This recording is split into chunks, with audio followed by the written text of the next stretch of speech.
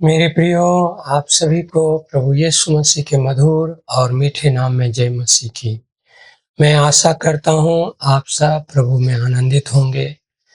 फिर से आज हमें आपकी उपस्थिति में आने का अवसर मिला और इस समय कुछ विषय पर बातचीत करेंगे। मेरी आशा है आप इसे ध्यानपूर्वक सुनेंगे। मेरा सवाल है कि आज वर्तमान में मनुष्य के जीवन की स्थिति क्या है? जब हम लोग अपने जीवन या ईश्वर के बारे में सोचते हैं तो हमारा जीवन ईश्वर का दिया हुआ भाग है और ईश्वर हमें केवल शारीरिक प्राणी नहीं परंतु आत्मिक प्राणी भी बनाया है। कहने का मतलब है कि हमारे पास केवल शरीर नहीं है, हमारे शरीर के अंदर आत्मा है। लेकिन आज इस संसार में कितने लोग हैं जो आत्मा के अनुसार जीवन जी रहे हैं? क्योंकि आत्मा ही है जो हमें और परमेश्वर को जोड़ता है। शरीर तो मरणहार है और ये मिट्टी से बना और एक दिन मिट्टी में मिल जाएगा, परंतु इसके अंदर जो आत्मा है वो मरता नहीं है।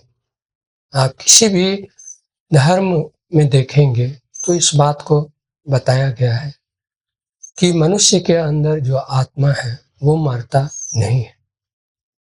लेकिन जब मरता नहीं है तो फिर वो क्या होगा, कहा जाएगा? इसके लिए बताया गया है पापी व्यक्ति का जीवन, पापी व्यक्ति का आत्मा नरक में जाएगा और धर्मियों का आत्मा स्वर्ग में जाएगा। तो फिर धर्मी कौन है? आज खुद अपने अंदर में विचार करें, सोचें। आज इस संसार में कितने व्यक्ति हैं जो धार्मिकता में जीवन जी रहे हैं, पवित्रता में जीवन जी रहे हैं, परमेश्वर की इच्छा में जीवन जी रहे हैं। थोड़ा सा इसको जांचने के लिए मैं कुछ वचनों को आपके बीच में पढ़ना चाहता हूं। गलातियों की पत्री 5 अध्याय उसका 22-23 में लिखा है, पर आत्मा का फल प्रेम, आनंद, शांति, धीरज, कृपा, भलाई, विश्वास, नम्रता और संयम है। और दूसरी तरफ जब हम देखते हैं 5 अध्याय 19 से 21 में शरीर के काम के बारे में लिखा है। यहाँ इस प्रकार से लिखा है, शरीर के काम तो प्रकट है, अर्थात व्यभिचार, गंदे काम, लूचपन, मूर्ति पूजा, टोन्हा, बैर, झगड़ा, ईर्ष्या, क्रोध, विरोध, फूट, विधर्म, डाह, मतवालापन, लीला क्रीड़ा और इनके जैसे जैसे और काम। इसके विषय में कहता है कि ऐसे लोग परमेश्वर के राज्य के वारिस नहीं होंगे। तो इन दोनों वचनों के अनुसार आप खुद अपने जीवन में देखें और जांच पड़ताल करें कि इस संसार में कितने लोग हैं जो आत्मा के अनुसार परमेश्वर की इच्छा में जीवन जी रहे हैं। मेरे प्रियो, आप पाएंगे अधिकतर लोग आज परमेश्वर के विरोध में, उनकी इच्छा के विपरीत जीवन जी रहे हैं। तो ऐसे लोग परमेश्वर के राज्य के वारिस नहीं हो सकते हैं, क्योंकि रोमियो 8 उसका 6 में लिखा है, शरीर पर मन लगाना तो मृत्यु है, परंतु आत्मा पर मन लगाना जीवन और शांति है। तो जो व्यक्ति शरीर पर मन लगाते हैं, शारीरिक क्रियाओं पर मन लगाते हैं, ऐसे व्यक्ति परमेश्वर के राज्य के वारिस नहीं हो सकते हैं। परमेश्वर मनुष्य को स्वतंत्र प्राणी बनाया और उनके मन में इस बात को डाला है कि क्या सही है और क्या गलत है। तो मनुष्य को खुद ही चुनाव करना चाहिए कि मेरे लिए क्या सही है और क्या गलत है।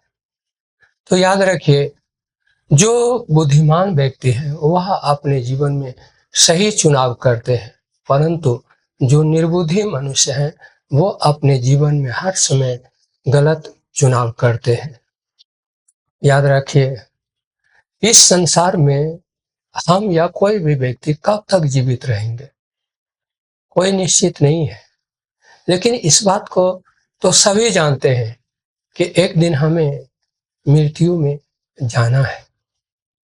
तो शरीर का मर जाना ये जीवन का अंत नहीं है। उसके बाद जो हमारे अंदर आत्मा है उसका क्या होगा। आज बहुत से लोग हैं जो आत्मा के विषय में चिंता नहीं करते हैं और इसलिए वो केवल शारीरिक इच्छा को पूरी करने की कोशिश में लगे रहते हैं। परंतु याद रखें, ईश्वर नहीं चाहता है किसी भी मनुष्य का जीवन उनसे अलग हो। ईश्वर नहीं चाहता है किसी का जीवन नरक में जाए या नाश हो जाए। इसलिए वो हर एक मनुष्य को अवसर देता है कि हर मनुष्य सत्य को जाने और अपने मन को फिराकर उनके पास आए। मेरे प्रियो, यीशु मसीह कहा है, मैं खोए हुओं को ढूंढने और पापियों को बचाने आया। यदि आप चाहते हैं कि हमारा जीवन सदा के लिए सुरक्षित रहे, हमारा भविष्य में आशा बना रहे, तो प्रभु की बुलाहट को स्वीकार करें और अपना जीवन उनके हाथों में सौंपे और उनकी इच्छा के अनुसार हम जीवन जीने की कोशिश करें।